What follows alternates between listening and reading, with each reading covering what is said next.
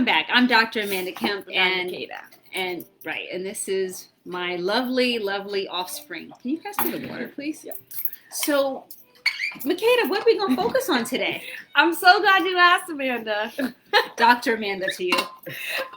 Today we're focusing on the implicit bias test. Oh, yes. Which is the Harvard Implicit Association Harvard. Test. This isn't just any test.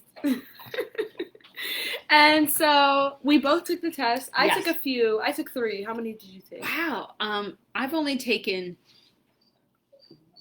3. I took 2 of the same one, and then a different one. So I took 3 altogether. Yeah, we both took 3. Oh, okay. So that was 3, but I didn't do my 3 all at the same time. Okay, I did, and I think that when you hear the results, it'll add to it, because once you know the test works, you're like, oh, well, I want to get this answer, so let me try to keep up best I can, but... Look at her. Even when you keep up, it's hard. I tried to finesse the system. Trying to game it. It was too hard. They caught my subconscious. Oh, good. They caught it lacking. Ooh.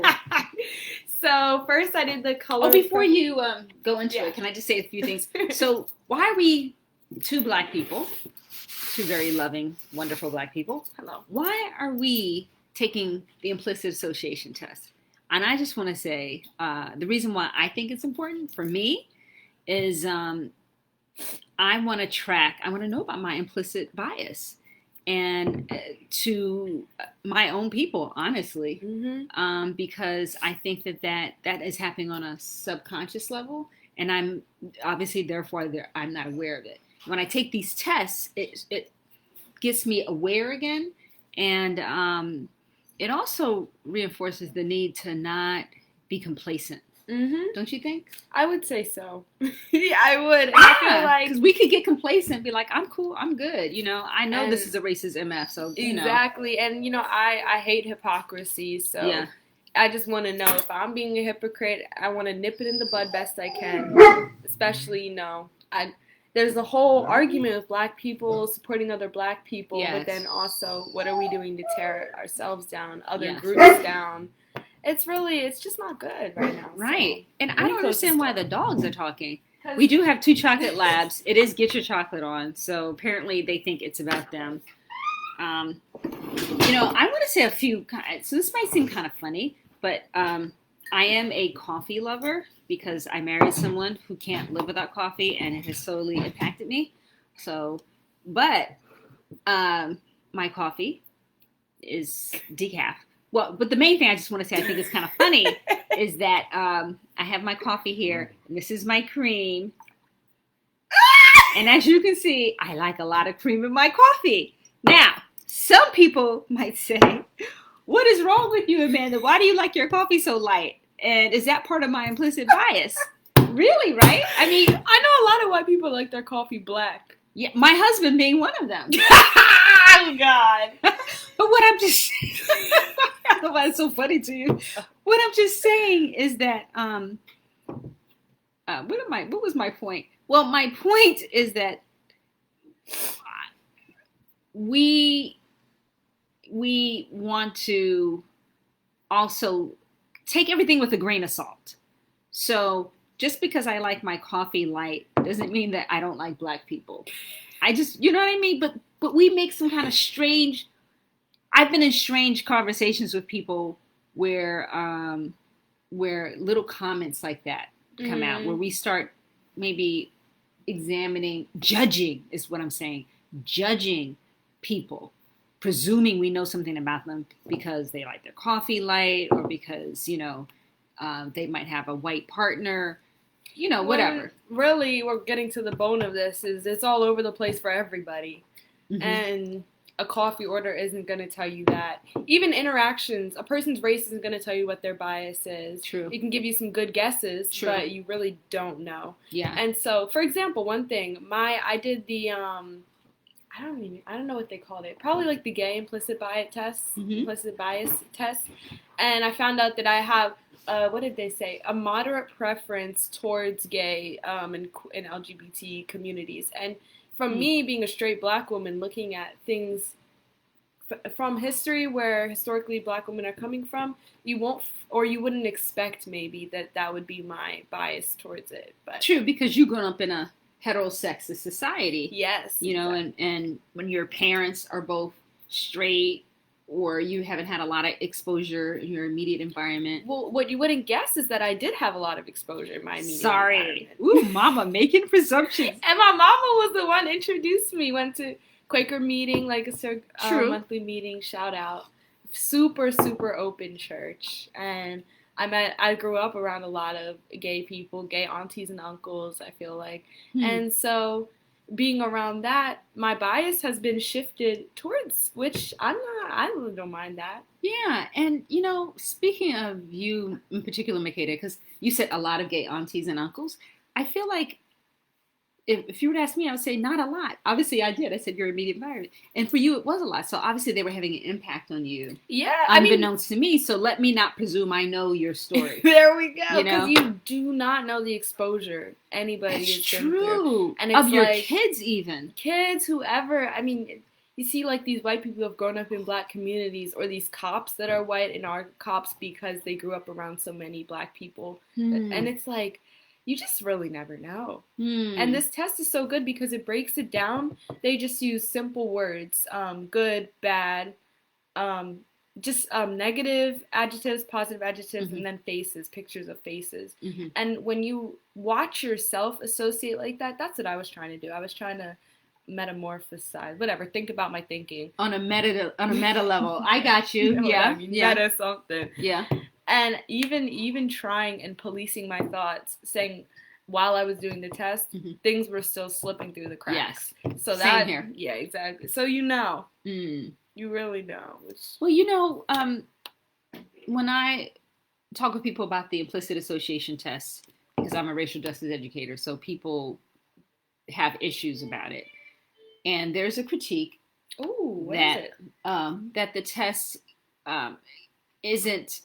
can't claim accuracy. It can't claim accuracy on the individual level after one test. So they're saying whatever your results were, so you got a moderate preference for gay, LGBT people. Well, the critique is that, and the makers of the test have said, you know what? It is true. We can't say that it is actually 100% for sure that this single test taker on this single occasion is 100% accurate. Okay. Well, that's science. I mean, and no test can give you that. True. Well, I shouldn't say no test. I don't know about every test. But I know that in the world of science, they have false negatives. They say, well, let's take the test again after a couple days. You have to have a really big testing pool. Yes. So what they say is that they're very good at looking at results in aggregate. So millions of people have taken the IAT at this point. And so they're very good at noticing trends. Yeah. But they can't say, you, Makeda, or you, Amanda, have this moderate preference for X, Y, and Z for absolutely sure. But they can categorize. But they group all the results, and their group results, they say, has validity. And what I say in terms of for you, Makeda, or me, Amanda, when I take the test, I say exactly kind of the way you did it, which is take the test, take it as a way for you to raise your awareness about what you're doing, as a way for you to reflect on what it feels like to be looking at these stereotypes and, you know, seeing the words associated with different people. But don't take it like it's the gospel truth. Yeah. Because it can still be useful to you as an experience without it necessarily having to be the results making you, you know, like freak out inside, and feel guilty, let it eat you up, and you know. And I did kind of feel guilty because Makeda shared with you her result. When I took the color test. Oh, well, the color test is different, yeah. Yeah, I took the skin color test, and it was like assessing your tendencies toward lighter skinned people and darker skinned people. And I came out with a moderate preference for light skinned people. I came out with a strong preference. For light skinned people? Yeah. So that is, I did take it personally. Mm-hmm. I really did, actually. Well, because, for you, talk about for you. I was just going to say, what I think, like, we could argue on an equal playing field, everybody would be drawn towards their own appearance a little bit. Mm. But then you think about the disadvantages, and you see white people more inclined towards light skin, as well as dark people being more inclined towards light skin. Like, because I was thinking about, for me, when I took the race test, I got a moderate preference towards African Americans, but then my color test told me I had a strong preference towards light skin, which basically said I'm drawn to me. And that got me thinking, well, like, what type of privilege is that to have where I can feel like aspire to be myself? Where you actually might like yourself. Yes, exactly. That's what I'm saying. Like, that training that has gone through my head, it's benefit me, but I know what went through your head. Well, first of all, a friend of mine named Kia Melchor Hall, Dr. Kia Melchor Hall, she wrote a chapter on colorism and amongst Black people. And what they have found historically and today is that Black people with lighter skin make more money, higher educational outcomes. It's like in almost every category, they do better. I don't know if that holds up in sports, but it probably does hold up in Hollywood, especially if you're talking about women. Exactly. So this thing about favoring lighter skinned people, I don't think it's just about you personally favoring yourself because you happen to be lighter skinned. I think you've been conditioned to value lighter skin. Well, when you bring gender into it, that's like a whole nother hit to the heart, because as women in particular, like, so much, we're just trained to put so much importance on appearance. True. So I can picture, like, we might see maybe a dark-skinned man be able to be a politician or a millionaire, but the strides that a dark-skinned woman would have to take to get those same areas would be so much harder, I think. A millionaire or a politician? Mm-hmm. Yeah, I think, and not only for feminine sexism, but literally just based off male, like, gravitational pull. What do you mean? Gravitational pull is totally the wrong word. No. It's like, mean? I'm trying to say, I feel like for women, everything comes down to sex appeal for men in terms of how far they can get. Oh. And it's like, even if they don't admit it, that bias is so rooted in there that they just feel a little more inclined to go towards someone they find more attractive, more pleasing to their eye or to their brain. Ooh. Well, I don't know if there's a test for that, but I have heard that. I've actually heard that there's like a penalty. We have heard it is that there's a penalty on people who, the further away you are from the beauty ideal, the more penalized you are, and the closer you are to that ideal, the more benefits you get. Yes. So, and the the ideal thing is to be an attractive white man in America, and I feel like you can get a lot. True. You can get a lot out of this place. Well, I want to, because this is Get Your Chocolate On, I really want to talk about us. Yeah. Meaning, what do we as people of color, we as Black women, in this case, me and you, like, how has colorism affected us?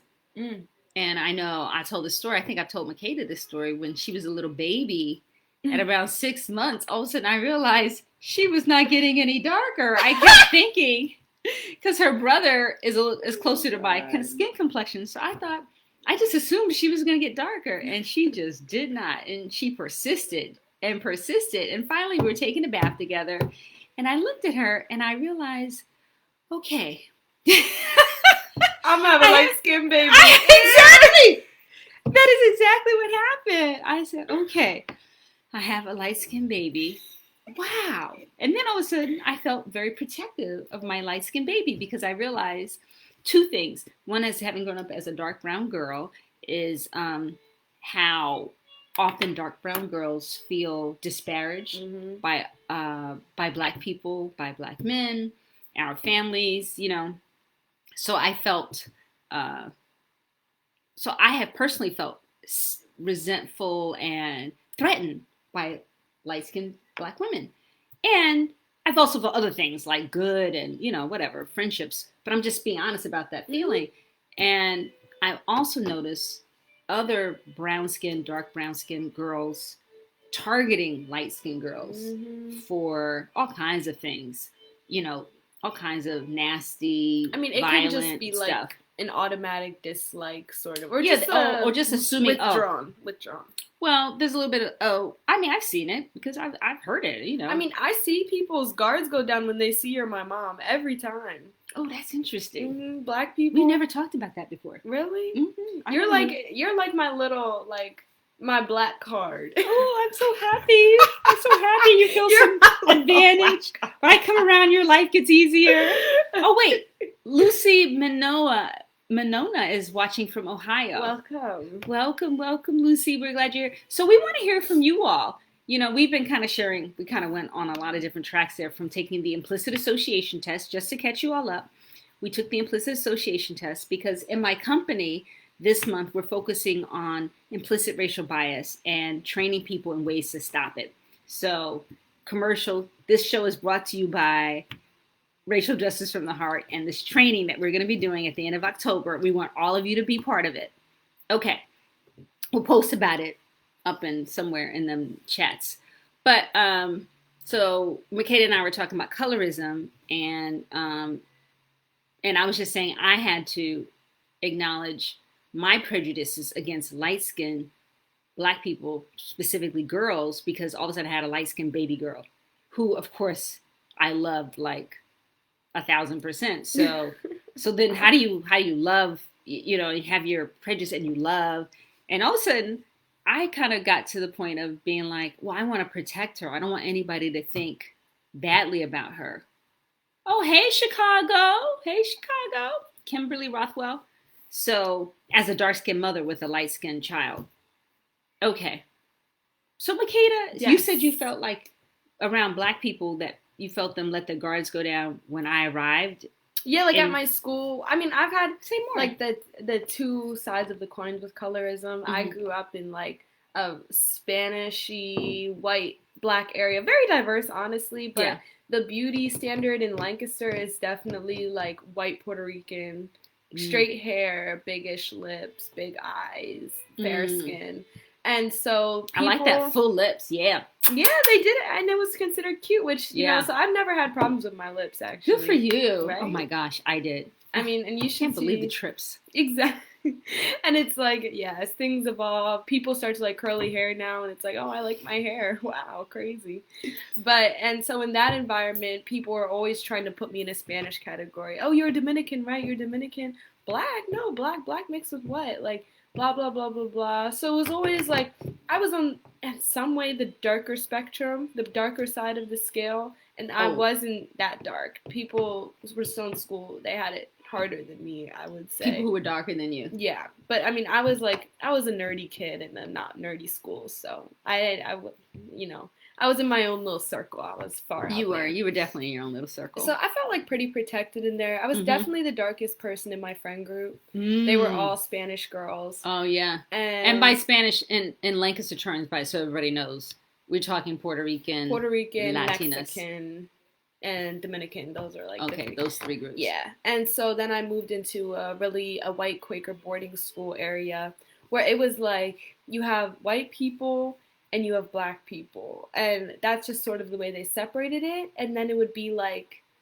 different groups of Black girls within the group, weren't there like Latinas, Asian Americans? So we did have the Asian American students.